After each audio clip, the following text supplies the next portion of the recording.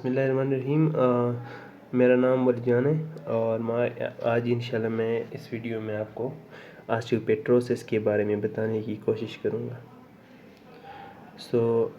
इंशाल्लाह इस वीडियो को देखने के बाद आपको ऑस्टियोपेट्रोसिस की डिफिनीशन, इसके काजेज़, इसके जनरल फीचर, इसके कितने टाइप्स हैं, इसके क्लिनिकल फीचर, प्रेजेंटेशन किस तरह होती है, इसकी हिस्टोपैथोलॉजी और इसकी ट्रीटमेंट का क्या आप लोगों को समझ आ जाएगी इंशाल्लाह।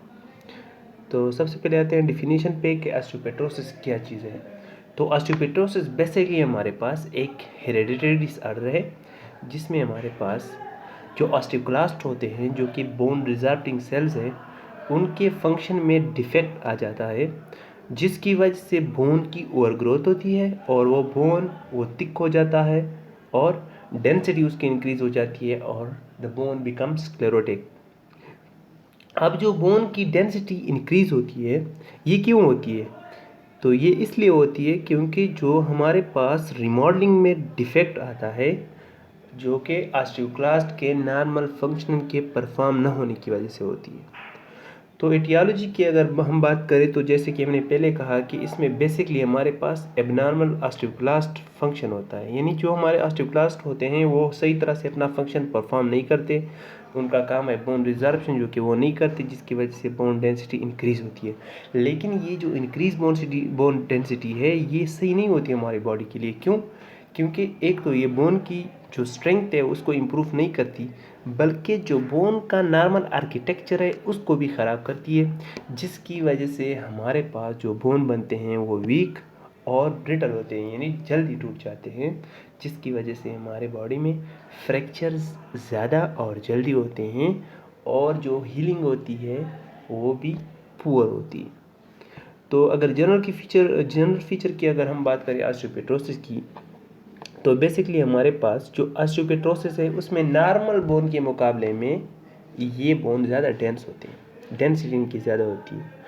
और इसके अलावा हार्मोनल मेटाबॉलिक डायट्री या हेरेडिटरी डिसऑर्डर भी ऑस्टियोपेट्रोसिस, यानी अगर हमारे हार्मोन्स में चेंजेस आ जाए, मेटाबॉलिज्म में चेंज आ जाए, या कोई हमारे डायट्री जो ग़िज़ाइयत के साथ जो हमारी चीज़ें हैं या हेरेडिटरी डिसऑर्डर हैं, ये ही हमारे पास ऑस्टियोपेट्रोसिस पैदा कर सकते हैं। तो अगर हम ऑस्टियोपेट्रोसिस के टाइप्स पर आ जाएं तो हमारे पास बेसिकली 3 टाइप्स हैं। इनमें सबसे पहले इन्फेंटाइल ऑटोसोमल रिसेसिव ऑस्टियोपेट्रोसिस है, दूसरा इंटरमीडिएट ऑटोसोमल है, रिसेसिव फॉर्म है, और तीसरा बेनाइन एडल्ट ऑटोसोमल डोमिनेंट ऑस्टियोपेट्रोसिस है, जिसमें इन्फेंटाइल जो है ना, ये आपके बॉर्न होने के साथ, बेबी के बॉर्न होने के साथ ही वो होता है, और ये ऑटोसोमल रिसेसिव है, जबकि ऑटोसोमल डोमिनेंट जो कि बेनाइन है और एडल्टहुड में होती है। तो क्लिनिकल फीचर की अगर हम बात करें, आप फ़र्ज़ करें आप क्लिनिक में बैठ हैं, आपके पास बच्चा किस फॉर्म में, या जो पेशेंट है ऑस्टियोपेट्रोसिस का वो किस फॉर्म में आपके पास आएगा। तो इसमें सबसे पहले ये है कि बोन फ्रैक्चर उसको ज़्यादा होंगे, स्पेशली अगर हम मैलिग्नेंट ऑटोसोमल रिसेसिव फॉर्म की बात करें, जो कि हमारे पास साइन और सिम्टम आफ्टर बर्थ प्रेजेंट होते हैं, जिसमें आपके पास सबसे पहले बोन फ्रैक्चर, उसको मल्टीपल बोन फ्रैक्चर होते हैं, उसका जो क्रेनियम होता है वो इनलार्ज होता है, और फ्रंटल बॉसिंग होती है, यानी उसका जो फ्रंटल बोन है वो बाहर को प्रोट्रूजन की होती है उसने। और इसके अलावा इन्फेक्शन बहुत ज़्यादा होते हैं, उस पेशेंट में जल्दी जल्दी उसको इन्फेक्शन हो जाता है। इसके अलावा उसकी ब्लीडिंग जल्दी हो जाती है, और फेशियल डिफॉर्मिटी, वो मतलब नॉर्मल फेस नहीं होता, और जो जहाँ है उसकी ऑस्टियोमाइलाइटिस होती है। और इसके अलावा इसकी जो टीथ निकलते हैं वो भी बहुत ही टाइम लेते हैं, मतलब डिलेड टूथ इरप्शन जिसको हम कहते हैं। इसके अलावा जो स्कल में नॉर्मल फोरामेंस हैं, जो कि सुराखें हैं जिनके ज़रिए से हमारे मुख्तलिफ वेसल्स, वेन्स और नर्व्स निकलते हैं, वो जो है ना वो कंप्रेस होती है, जिसकी वजह से ब्लाइंडनेस होती है, जैसे ऑप्टिक नर्व अगर वो हो जाए। इस तरह डीफनेस हो सकती है, जैसे अगर क्रेनियल नर्व नंबर 7 और 8, वो स्पेशली 8 जो है ना, अगर वो सप्रेस हो जाए, और इसके अलावा अगर 7 क्रेनियल नर्व वो सप्रेस हो जाए तो फेशियल पैरालिसिस हो सकती है। इसके अलावा एक्स्ट्रा मिडलरी हेमेटोपोइसिस की वजह से वो जहाँ पे बोन मैरो में वो आ जाता है, डिफेक्ट आ जाता है, तो उसकी वजह से हेपेटोस्प्लेनोमेगाली, और इसके अलावा हाइपर कैल्सीमिया हो सकता है, उसका कैल्शियम लेवल इंक्रीज़ होगा। पेनसाइटोपिनिया, जो कि 3 कंडीशन का कम्बिनेशन होता है, जिसमें बंदे को एनीमिया होता है, ल्यूकोपीनिया, यानी जो रेड वाइट ब्लड सेल है वो कम होते हैं और थ्रोम्बोसाइटोपेनिया जो प्लेटलेट्स है वो भी बहुत कम हो जाते हैं। और लिम्फेडेनोपैथी बी क्लिनिकल फीचर है। ये पिक्चर में आप देख सकते हैं यहाँ पे osteomyelitis of the mandibular bone जा हुई है।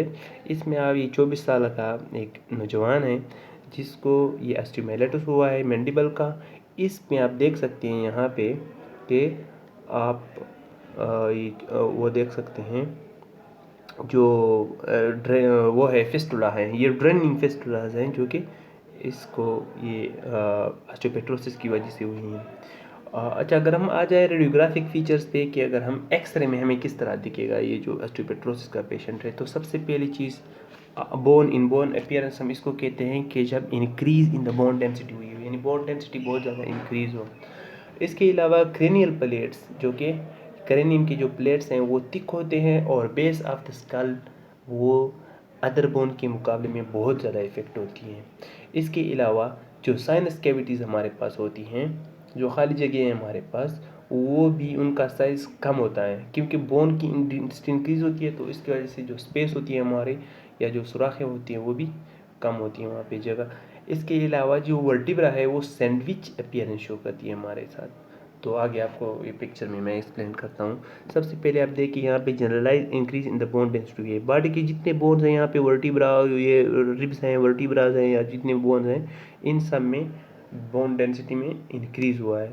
इसके अलावा आप स्कल के रेडियोग्राफ को देख सकते हैं कि यहाँ पे जो स्कल है इसमें जो क्लेविरियम है जो आप देख सकते हैं इसकी भी थिकनिंग हुई है। इसके अलावा यहाँ पे आप ये रेड जो एरोज हैं सैंडविच वर्टिब्रा शो करते हैं, यहाँ पे भी इंक्रीज इन द डेंसिटी है।